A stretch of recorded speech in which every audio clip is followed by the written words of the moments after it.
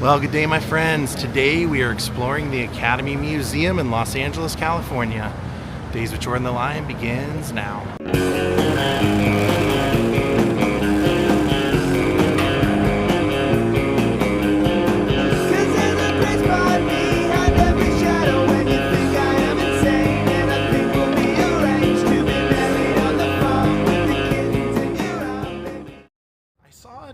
Or so ago. I want to see if anything's changed. I know I showed you we have a Jaws exhibit there, but I'm going to show you what their permanent collection is, because when I saw Lou Diamond Phillips since I was here, he actually told me he's on the board and he donated a bunch of stuff from La Bamba, including Richie's guitar, so I'm hoping it's on display. It's kind of cool. If you check over here on the etched glass, you can see the Oscar statues. I like that they named the grand lobby here after Sidney Poitier. Wouldn't be an Academy Museum without seeing an Oscar right away, as well as a beautiful picture of my old stomping grounds, Hollywoodland. I honestly wasn't especially impressed when I came here last time compared to some other museums I've been to, so I just want to see if they've, kind of made efforts to make it a little bit better. All right, we start with this. I'm going to bypass the photo op for the Barbie car. I may be in trouble because I have not seen this. Pretty neat. It looks like they had very, very elaborate sets, and these are models of the sets from the movie. I'm not opposed to seeing the movie, I just haven't seen it yet. The models are very intricate. Look at this.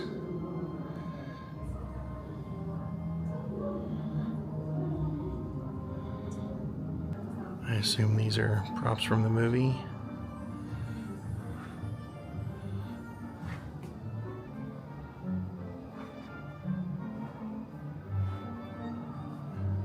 And I assume this is probably an interesting story to the movie, because it has claw marks and everything all over it. So I assume something happens in the movie that correlates to all that. So on the wall here, you can see kind of like an ice fortress. And there she is looking at this rose in a glass kind of jar. They have that.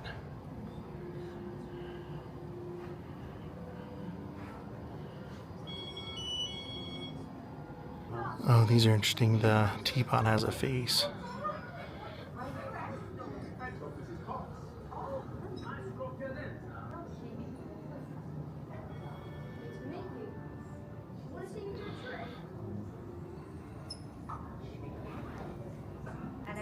They're showing the movie in the background, and this is actually a character from the movie. It's kind of animated and flies around.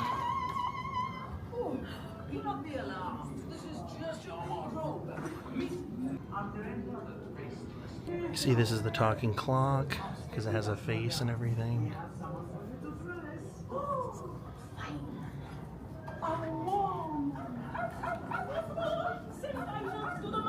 You're probably thinking you didn't see either of these movies. If you hated this museum before, you're not going to like it now. I'm actually enjoying this. The fact that I haven't seen the movie, seeing the props actually is making me kind of intrigued to want to see the movie. So surprisingly, I actually really like that they have something I don't know about here. I did not see Barbie either. Hate me all you want. Welcome to Barbie Land, though. They apparently made a full-scale kind of representation of the way that they wanted the world to be in the movie. They wanted everything to look authentically artificial, they said.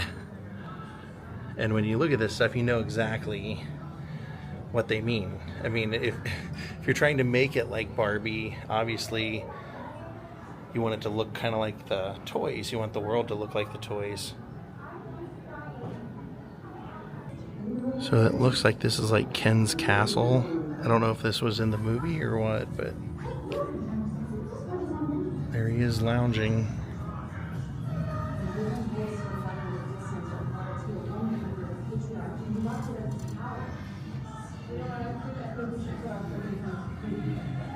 Now you're probably wondering, is seeing this stuff making you want to see the Barbie movie? Not so much. Not so much. They've definitely created a unique environment. 23% smaller to get that. They have a bunch of props on display, so you can see her with milk. There it is, right there.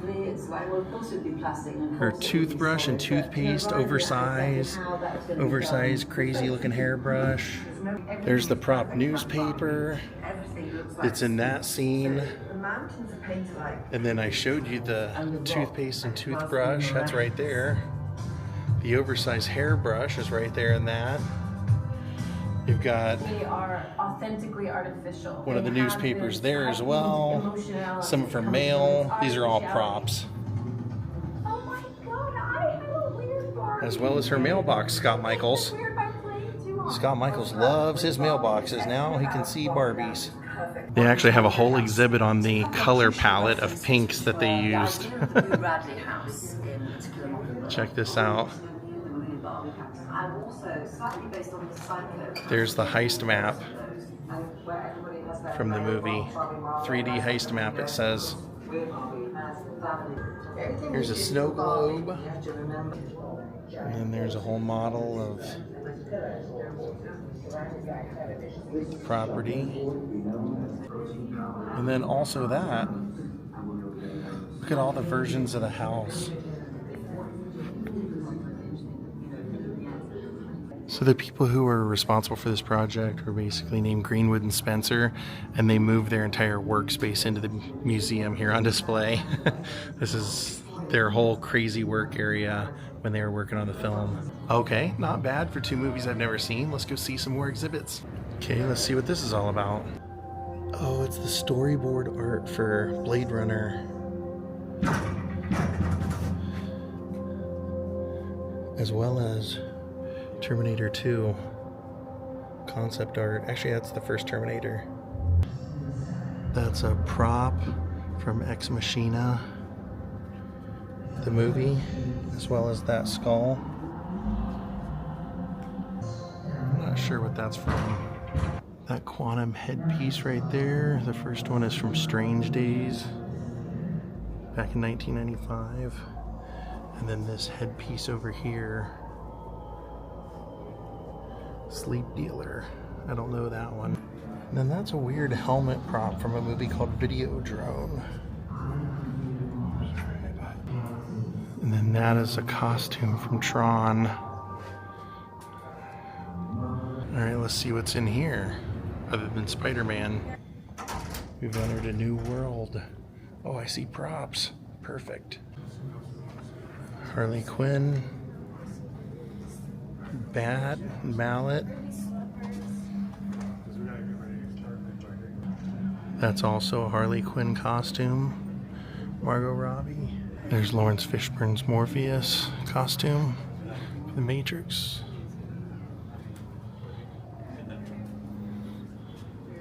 I love this movie, Donnie Darko. And actually, I used to be good friends with the guy who played this part. James Duvall. One of the nicest guys in Hollywood. Truly. And Donnie Darko is an amazing movie. Here's the Teddy puppet from the movie AI. That's one of the models for 2001: A Space Odyssey. There's an actual Spider-Man costume. Andrew Garfield Spider-Man. Pretty cool. One of the Gremlins by the great Joe Dante. I just saw Joe Dante at a convention and told him what a big fan I was. That is Wayne Knight's Barbasol can, and the cryo can from Jurassic Park. Here's Halle Berry's Storm costume.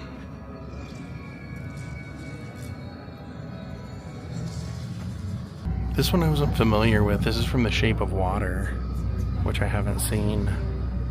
Didn't know anything about it. Neat costume though. 2008 Iron Man helmet.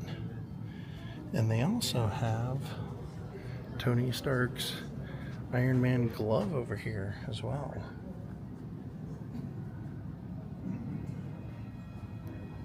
Known as the Nano Gauntlet. Thor's hammer. That's one of the robots from Interstellar, the TARS robot.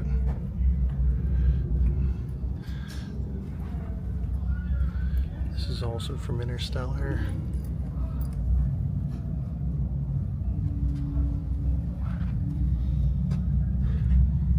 These are killer. These are from Close Encounters. The spaceships. Oh, that is so cool. And then there's the alien mask. There's one of the C-3PO costumes with the red arm.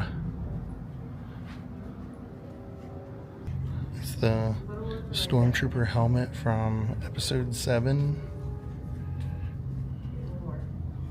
All kinds of the...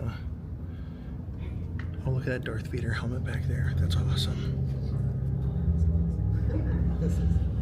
Daisy Ridley's lightsaber. And then Rose's ring. Then here we have Captain America's shield. There's the head from Alien, showing the transition from American Werewolf in London. They actually have like the animatronic. So they started with needing that.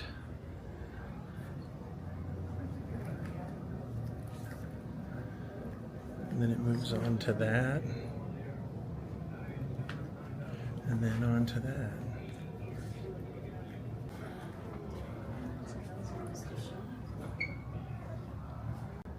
It's from Dr. Jekyll and Mr. Hyde, 1931.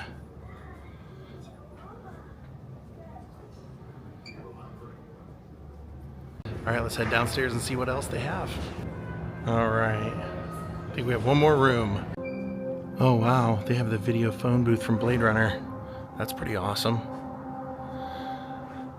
So far, I haven't seen any of the Wizard of Oz stuff or anything like that, so I think maybe that was a rotating exhibit. Cool to see that phone booth though. Wow. That was really the only piece of memorabilia in this room worth checking out. The rest of it's all just kind of showing how they did the special effects for these movies. Unless the Wizard of Oz stuff is in here. So in this room, they have Furious Styles, stress balls, and nameplate. Played by Lawrence Fishburne, and they have Ice Cube's hat. So this must be from Boys in the Hood. Yep, and that's a good movie. Mrs. Baker's house coat. She's actually wearing it in this photo. 1990. We're at yeah, this whole room is dedicated to the movie Boys in the Hood. Which, no offense, I mean, that's kind of what I had a problem with last time I was here, is I thought that they gave a lot of attention to movies that weren't big movies and skipped over ones that were huge generational movies. I guess I'm not cultured. Oh, in here we actually have some Stars Oscars. This is great. They should have Clark Gable's in here. Let's see. This is a cinematography one. They changed over the years. That one's from 1927. And then that's Mary Pickford, who was one of the people that actually started this whole thing, from 1929. Now this is cool. That's Clark Gable's from It Happened One Night. That movie was supposed to be a flop, and they were actually loaning him out to Columbia to make it as a punishment for something he had done.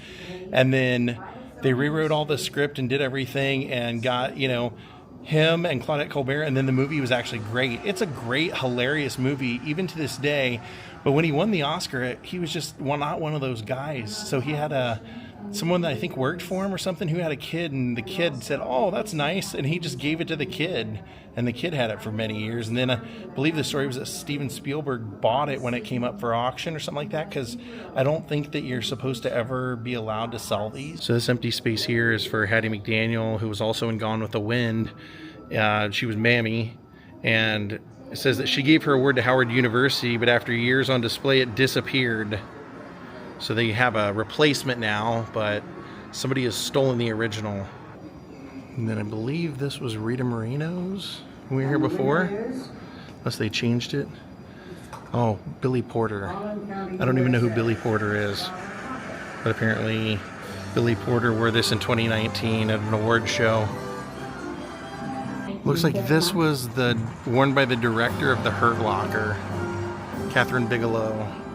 And then this is Ryan Gosling's from Barbie.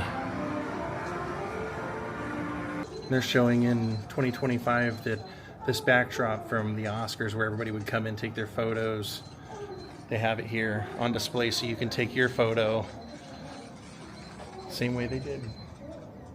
Feel like paparazzi. So they're showing Casablanca and they have those doors they just showed right there.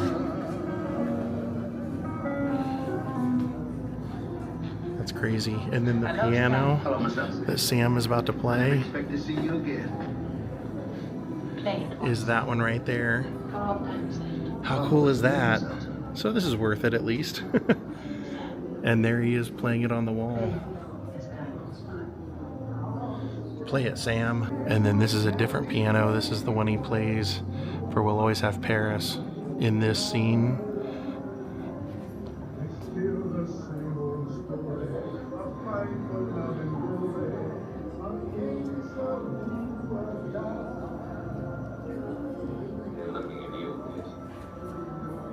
And that was used in the movie. You can see it's still got like the pin tacks in it and stuff. It's actually in that scene that they're showing now.